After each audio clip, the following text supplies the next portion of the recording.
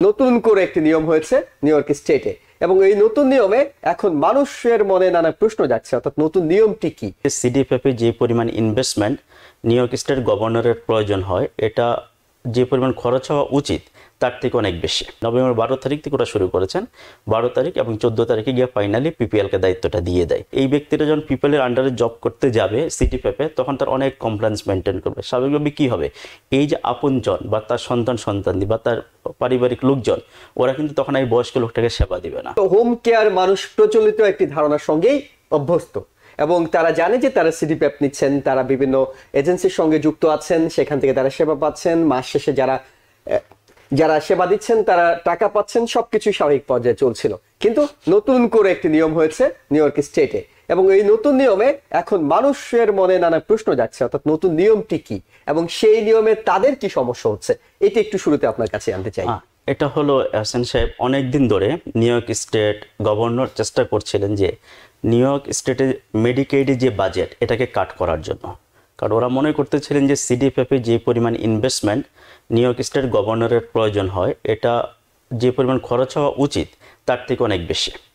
সেজন্য ওরা এটাকে কীভাবে কাট করা যায় সেজন্য প্রপোজাল নিচ্ছিলেন বিভিন্ন কোম্পানির কাছ থেকে, যে আমরা নিউ ইয়র্ক স্টেটের হেলথ কেয়ার সেক্টরে ইটস লাইক দ্যাট $5 বিলিয়ন প্রত্যেক বছর স্পেন্ড করি। এটাকে কোনো কোম্পানি যে তোমাকে যদি আমি দায়িত্ব দিই এটাকে তুমি 2 বিলিয়নে করে দিতে পারবে কিনা, এক্সাম্পল এরকম একটা প্রপোজাল ছিল। পরবর্তীতে আমরা অনেকদিন ধরে জানি এই প্রপোজালে পিপিএল নামক একটা কোম্পানি আছে, যেটা Georgia base company, peoples partnership LLC বলে। They are the big company, like 21টা স্টেটে ওদের অপারেশন আছে। সেই কোম্পানিটা তখন বিট করে উইন করে।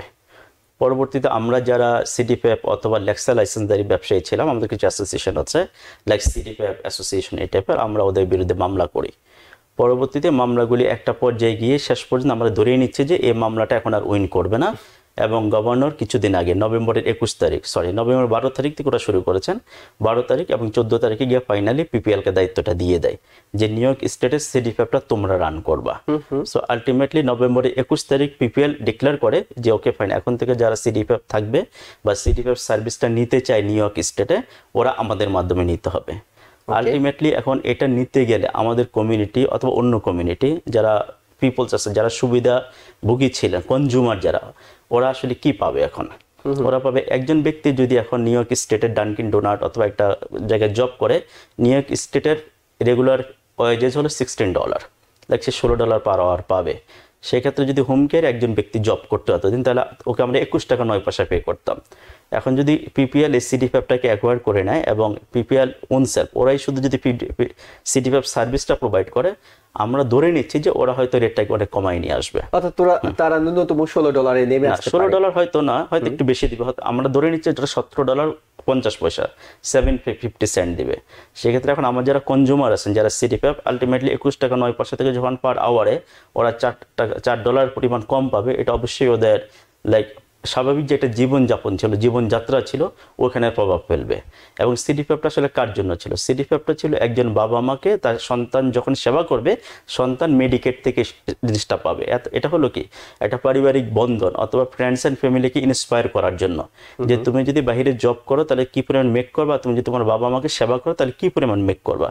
এটা যখন অ্যামাউন্টটা ঠিক মতো ছিল বা বেশি ছিল, তখন কিন্তু এই সন্তানগুলি বা ওদের ফ্যামিলি ফ্রেন্ডসরা নিজস্ব পরিবারের ভিতরে যারা অসুস্থ মানুষ, ওদেরকে সেবা করতে উৎসাহিত হতো। আনফরচুনেটলি এখন যদি অ্যামাউন্টটা কমে যায়, এটা লাইক $17.50 চলে আসে অথবা আরো কম হতে পারে, আমরা এখনো শিওর না। আবার এই পেমেন্টের পাশাপাশি অনেক রকম কমপ্লায়েন্স ওদের আছে, অনেক রকম সিস্টেম ওদের আছে, যেগুলোতে সব কিছু মেনটেন করতে হবে। একজন ব্যক্তি যদি সিডিপিএফের আন্ডারে থেকে পিপিএল থেকে পেমেন্টটা নিতে চায়, তাহলে পিপিএলের অনেক কমপ্লায়েন্স আছে যেগুলো তাকে মেনটেন করতে হবে। লাইক একজন সাধারণ মানুষ একটা গ্রোসারিতে জব করলে তার অনেক রকম লাইফে কোনো কমপ্লায়েন্স থাকে না, কিন্তু সে যদি একটা ব্যাংকে বা একটা বড় পজিশনের কোম্পানিতে জব করে, তার অনেক কমপ্লায়েন্স মেনটেন করতে হয়, তাকে ফিঙ্গারপ্রিন্ট দিতে হয়, টাইমলি কাজে যেতে হয়, রেসপন্সিবিলিটি থাকে, তার জবাব দিতে থাকে, অনেক কিছু থাকে। এখন এই ব্যক্তিটা যখন পিপলের আন্ডারে জব করতে যাবে সিডিপিএফে, তখন তার অনেক কমপ্লায়েন্স মেনটেন করবে। স্বাভাবিকভাবে কী হবে, এই যে আপনজন বা তার সন্তানদি বা তার পারিবারিক লোকজন, ওরা কিন্তু তখন এই বয়স্ক লোকটাকে সেবা দিবে না। তাহলে এই সিডি5টা পিপলের আন্ডারে যাওয়ার ফলে কি হচ্ছে, আমাদের পারিবারিক যে বন্ধনগুলি ছিল নিউ ইয়র্কের মতো জায়গায় কমিউনিটিতে বা বিভিন্ন কমিউনিটির সন্তানেরা তার বাবা মাকে যে সেবাটা করতো এটা কিন্তু এখন আর করবে না। ও বলবে নো, আমি $17 জন্য কেন এখানে কাজ করবো, তার থেকে আমি ক্যালিফোর্নিয়া থেকে অন্য একটা জব করব। এতে কিন্তু আপনার ভিতরে মনুষ্যত্ব হারাচ্ছে, পারিবারিক বন্ধন হারাচ্ছে। টপ অফ দিস, এই যে লোকগুলি যারা জব করতেছে না, অনেক লোক জবলেস হয়ে যাবে, কারণ সে এখন নতুন জবও খুঁজে পাবে না, আবার এত কম দামে সে জব করতেও চাইবে না। এরকম একটা প্রবলেম হবে। টপ অফ দিস প্রবলেম হবে যারা আমাদের সিডি5 এজেন্সি ওনার ছিলেন, লাইক যে সমস্ত আমাদের বিজনেসম্যানেরা ছিলেন। 1995 সাল থেকে সিডি5 শুরু হয়েছে, আজকে 2024, it's like that almost 29 years, right? এই 29 বছরে কিন্তু একটা বিজনেস পরিবেশ তৈরি হয়েছে, এখানে অনেক এন্টারপ্রেনিউর তৈরি হয়েছে, বিজনেসম্যান তৈরি হয়েছে। সিডি5 645 জন ব্যবসায়ী ছিলেন পুরো নিউ ইয়র্ক স্টেটে। এই লোকগুলি কিন্তু এখন বিজনেস লেস হয়ে যাচ্ছে। নিউ ইয়র্ক স্টেটটা কতটুকু রুড আপনি একটু চিন্তা করে দেখেন, যে ওভারনাইটের ডিসিশনে ওরা কি করলো, এই 645 জন ব্যবসায়ীকে ব্যবসা থেকে কিন্তু আউট অফ বিজনেস করে দিল। এই বিজনেসম্যানদের সাথে যাদের ওদের অফিসে যে সমস্ত লোকগুলি জব করতো, সেই লোকগুলো কিন্তু এখন জবলেস হয়ে যাবে। একটা কোম্পানি এখন লাইক হলো ইটস লাইক দ্যাট, এটা কি বলে মনোপলির মতো না, ওরা মনোপলির মতো বিজনেস করবে। অর্থাৎ পিপিএল এর এখন এই ইন্স্যুরেন্স দেওয়ার দায়িত্বটা নিউ ইয়র্ক সিটি তাদের হাতে তুলে দিয়েছে, একটা প্রাইভেট কোম্পানিকে তুলে দিয়েছে। আগে যেগুলো ছিল সেগুলো প্রাইভেটই ছিল, কিন্তু হয়তো আপনার পরিচিত আপনার ঘরের কাছে অনেকগুলো কোম্পানি ছিল, আপনি চয়েস করে নেওয়ার সুযোগ ছিল। অর্থাৎ একটা কোম্পানি যদি আপনাকে ভালো ফ্যাসিলিটিস দিচ্ছিল না, আপনি অন্য কোম্পানি যাওয়ার সুযোগ ছিল, এখন আর সেই সুযোগটা আপনার নাই।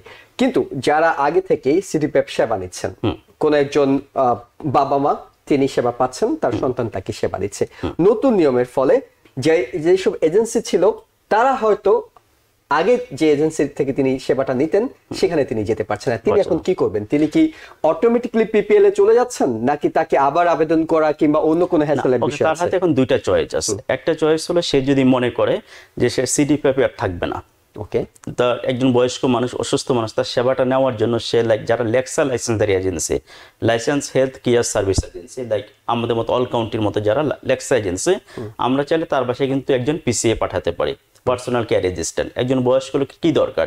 তার দরকার হলো নার্সিং ফ্যাসিলিটি, তার দরকার হলো একজন কেয়ার গিভার, তার বাসায় এসে তাকে মেডিসিন খাওয়াবে, তাকে টেক কেয়ার করবে নার্সের মতো। এখন দেখা যাচ্ছে যে ওই ভদ্রলোকের বাসায় আমরা যখন একজন পিসিএ পাঠাবো, সেই পিসিটা কিন্তু ট্রেন্ড পিসিএ, সে 40 ঘন্টা সার্টিফিকেট দাঁড়িয়ে, যে পিসি ট্রেনিংটা আপনি জানেন আমরা অল কাউন্টি হোম কেয়ার থেকে ফ্রি ট্রেনিং করাই এখন। সো আমরা দেখা গেলো যে ওই যারা জব সিকার ওদেরকে এই ট্রেনিংটা ফ্রি করে দিচ্ছে, সে ফ্রি করে কিন্তু ওই ভদ্রলোককে সার্ভিস দিচ্ছে এখন এই মুহূর্তে, এবং তার সমস্ত ফ্যাসিলিটি ঠিক থাকবে। সে $21.09 করে বেতন পাবে, সে লাইক 401k ইন্স্যুরেন্স পাবে, সে তার মেডিকেল লিভ পাবে, তার হলিডে লিভ পাবে, সবকিছু পাবে। ইজ লাইক দ্যাট একটা কমপ্লায়েন্স সিস্টেমের মতো কেয়ার গিভার পাবে। হ্যাঁ, এখন যে এই মুহূর্তে যারা সিডি5 আছে ওরা যদি মনে করে যে যেহেতু পিপিএল এর আন্ডারে যদি সে চলে যায় তার ফ্যাসিলিটিটা কমে যাবে, এবং পিপিএলকে রিচ করা তার জন্য অনেক টাফ, কারণ পিপিএল যে সেন্ট্রালি অ্যালবেনি অথবা নিউ ইয়র্ক সিটি থেকে ওরা মনিটর করবে, ওরা কিন্তু কুইন্সে অথবা ব্রুকলিন ব্রঙ্কস এই জায়গায় চলে আসবে না। সো আলটিমেটলি তাদের সার্ভিসটা পেতে অসুবিধা হবে, সেক্ষেত্রে ওরা তার সার্ভিসটাকে লেক্সাতে কনভার্ট করে ফেলতে পারে। যখন তার সিডি5টাকে লেক্সাতে কনভার্ট করে ফেলবে তখন তার সমস্ত সার্ভিসগুলো সে ইজিলি পাবে। তার সন্তানি থেকে শুরু করে তার ফ্রেন্ডস ফ্যামিলি যারা জবে আছে তারা হয়তো এই জবে না থেকে আরেকজনকে জব সেবা করবে। মানে এই ক্ষেত্রে একটা বিষয় পরিষ্কার করে নিই আমরা, সেটা হলো যে আগে যখন সিডি5 এর অধীনে তিনি ছিলেন তখন তার সন্তান তার পরিবারের সদস্য তাকে সেবা দিতেন এবং সেটার জন্য পেমেন্ট নিতেন, কিন্তু যখন এখন লেক্সাতে কনভার্ট হবে তখন কিন্তু তাকে সেবাটা তার ফ্যামিলির কোনো মেম্বার দিতে পারবে না। কিন্তু বিকল্প একটা অপশনের কথা আপনারা বলছেন যে তার ফ্যামিলি মেম্বার অন্য কোন ফ্যামিলিতে গিয়ে সেবা দিচ্ছে, অন্য কোন ফ্যামিলির মেম্বার তার ফ্যামিলিতে সেবা দিচ্ছে, এবং তারা কিন্তু সার্টিফাইড হয়ে যাচ্ছে এখন। আগে যখন তার সন্তান বা তার ফ্যামিলি ফ্রেন্ডস তাকে সেবা দিত ওরা কিন্তু সার্টিফিকেশন ছিল না, লাইক ওরা একটা ভুল মেডিসিন হয়তো খাওয়াইয়া দিচ্ছে, হয়তো একটা কি জানি বলে লাইক বিজনেস শুয়ে থাকে যে সমস্ত পেশেন্ট ব্যাড বাউন্ড পেশেন্ট, ওকে কিভাবে লিফটিং করতে হবে এটা কিন্তু ওরা জানে না। কিন্তু এখন যে বাচ্চা মেয়েটা বা ছেলেটা তাকে সেবাটা দিবে অন্য ফ্যামিলি থেকে এসে, ও কিন্তু ট্রেন্ড। এখন যে কোনো ফ্যামিলিতে যারা তাকে সেবা দিচ্ছে তারা যখন আমাদের কাছে আসবে আমরা কিন্তু তাদেরকে ট্রেন করে দিচ্ছি, বা লেক্সা লাইসেন্স যত লাইসেন্সদারি আছে প্রত্যেকে ওদেরকে ট্রেন করে দিচ্ছে, ওদেরকে সার্টিফাই করে দিচ্ছে, 40 আওয়ার্সে 75 আওয়ার্সে কোর্স করাচ্ছে, কোর্স করে সার্টিফিকেট করে দিচ্ছে। তাহলে এই পরিবারে যে ব্যক্তিটা সেবাটা দরকার সে কিন্তু এখন রিয়েল সেবা পাচ্ছে। সিডি5 থাকলে কিন্তু তার ভিতরে অনেক গাফলতি ছিল, বাট এখন কিন্তু তার গাফলতিটা নেই, সে এখন রিয়েল একটা সেবা পাবে এবং 10% থেকে সেবা পাবে। কিন্তু তার পরিবারে যে ব্যক্তিটা জব ছিল ওর যে ইনকামটা সেই ইনকামটা কিন্তু আগের মতোই থাকবে, বরং তার আরো বেশি ইনকাম হবে এখন, যেটা যদি লেক্সাতে গিয়ে অন্য পরিবারের অন্য কাউকে সেবা দিয়ে থাকে। কিন্তু এটা কি ম্যান্ডেটরি, অর্থাৎ তাকে কি লেকচারতে যেতে হবে না? তিনি মনে করছেন আমি সিডিপিএপে কমফোর্ট, হ্যাঁ আমি সিডিপিএপে থাকতে চাই, তখন তিনি কি করবেন? রাইট, যদি সে সিডিপিএপে থাকতে চায় তাহলে সে পিপিএল এর আন্ডারে চলে যেতে হবে। আর পিপিএল এর যে সিস্টেমগুলি, আমি পিপিএল এর বিপক্ষে না বা এগেইনস্টে বলছি না, বাট এটা একজন ব্যক্তির দ্বারা, একটা যে কোনো মানুষের দ্বারা এটা মেনে নেওয়া সম্ভব না। কারণ আপনার ইনকাম ইটস লাইক দ্যাট, আজকে 21 টাকা 9 পয়সা পার আওয়ার, ওটা যখন কমে $17.50 চলে আসবে, আপনি এটা মেনে নিতে পারবেন না। অটোমেটিক একটা অভ্যস্ততা থাকে যে আপনার জীবনযাত্রার এই পরিমাণ খরচ সেটা কমে গেলে আপনাকে। পাশাপাশি হলো সবচেয়ে বড় প্রবলেম যেটা, যখন পিপল এর আন্ডারে যাবে তখন তার অনেকগুলো কমপ্লায়েন্স মেনটেন করতে হয়। এই ছেলেটা যখন জব করবে তাকে ইবিবি করতে হবে, তাকে পিপিএল এর সাথে সারাক্ষণ টাচে থাকতে হবে, পিপিএল কে তাকে জিপিএস এর ট্র্যাকিং করবে। এই সব কিছু মিলে পিপিএল এর অফিস তো নিউ ইয়র্কে না বা কুইন্সে না, সে তার যখন একটা প্রয়োজন হবে, লাইক আপনি কল সেন্টার কল করছেন, কল সেন্টার কখন আপনার ফোন করবে ধরবে, আপনি পেমেন্ট ঠিকমতো পান না, এই সপ্তাহে আপনার স্যালারি আসে নাই, আপনি যখন ওদের সাথে পেমেন্টের জন্য লাইনে যাবেন, 2.5 লক্ষ কাস্টমার ওদের তখন হবে। পুরো নিউ ইয়র্ক স্টেটে 2.5 লক্ষ সিডিপিএফ কনজিউমার এই মুহূর্তে আছেন। এই 2.5 লক্ষ লোক যখন একটা কোম্পানিকে কল করবে, ওদের তো সেই ফ্যাসিলিটি নাই। সো আলটিমেটলি আমার কমিউনিটিতে যে লোকটা এই মুহূর্তে সিডিপিএফ সার্ভিসটা নিচ্ছে, ও ওদের সাথে কখনোই কমফোর্টেবল হবে না, কারণ আমি তার ডোর স্টেপে থাকি। ও চাইলে কিন্তু আমার অফিসে কালকে এসে তার যে কোনো প্রয়োজন সে মিটাতে পারে। তার একটা জব লেটার লাগবে, তার একটা লাইক ব্যাংক স্টেটমেন্ট লাগবে, তার একটা পে স্টপ লাগবে, অথবা তার অনেক ধরনের প্রয়োজন হয়। আপনি যখন একটা কোম্পানিতে জব করবেন, ওই কোম্পানিকে যদি আপনি রিচ করতে পারেন, তখন আপনার লাইফে মেন্টাল স্যাটিসফ্যাকশন থাকে, আপনি যে কোনো প্রয়োজন তাকে পাবেন। এখন কোম্পানিতে জব করেন কিন্তু কোম্পানিকে কখনো দেখেনি নেই বা খুঁজেও পাচ্ছেন না, তাহলে ইটস লাইক দ্যাট বাংলাদেশে বসে আমেরিকার কোম্পানিতে যে ফ্রিল্যান্সার হিসেবে জব করার মতো প্রয়োজনে কাউকে পাওয়া যাবে না। সেক্ষেত্রে আপনাদের পরামর্শ হলো বেটার অপশন হলো লেক্সাতে better is the best option right now. যেহেতু পিপিএল অলরেডি ডিক্লেয়ার দিয়েছে যে জানুয়ারি 6 তারিখ থেকে আপ স্টেটকে ওরা কনভার্ট করা শুরু করবে পিপিএল এ নেওয়া, এবং ফেব্রুয়ারি 10 তারিখ থেকে নিউ ইয়র্ক সিটিতে যারা New York City, Long Island আর ওয়েস্টার, এগুলিকে ওরা ট্রান্সফার করবে হলো ফেব্রুয়ারি 10 তারিখ থেকে।